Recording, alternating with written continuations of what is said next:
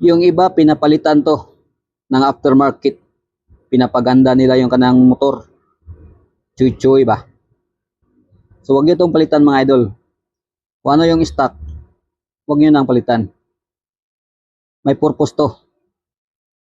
Nakadesign to para sukatin ang ating engine oil. Ito ay dipstick. So, may marka yan mga idol yan. Nakikita niyo mga X na yan. Yung mga line na yan na nag-XX. Diba? Kita nyo? Magkabilaan yan. Pero sa kabila, hindi katulad nito nga hanggang dito. Nasa gitna lang siya mga idol. Oh. Yan. Nasa gitna lang, di ba? May purpose yan kung bakit hanggang dyan lang yan. Ganito yan. Sukatin natin ang ating engine oil. Ito mga idol, sukatin natin. Ayan. Pasok. Pasok mo lang. Sukatin natin. Yun.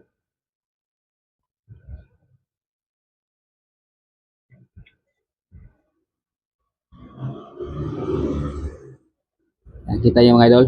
Hanggang dyan lang. Diba? Pag hanggang dyan lang, yung level na yan. Diba? Oh. Ibig sabihin yan, palitin na yan. So yung palitin na talaga yung engine oil natin mga idol, matagal na yan. Mga nasa 2 kilometer na ang tinakbo nito. Kailangan ng palitan pag ganyan yung level. Pero pag nandito pa yan, dito or dito, goods pa yan mga idol. Pero pag dito sa kabila, tingnan nyo, hanggang dyan lang. Ibig sabihin, palitin na ang ating engine oil. So ito po yung purpose niya mga idol, ng dipstick na to. Design ng company o ng gumawa ng motor na to, panukat ng ating engine oil. So wag yung palitan. Marami na talagang nasisira ng motor, naubusan ng engine oil.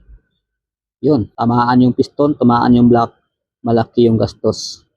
Okay? So wag niyo yung palitan to mga idol.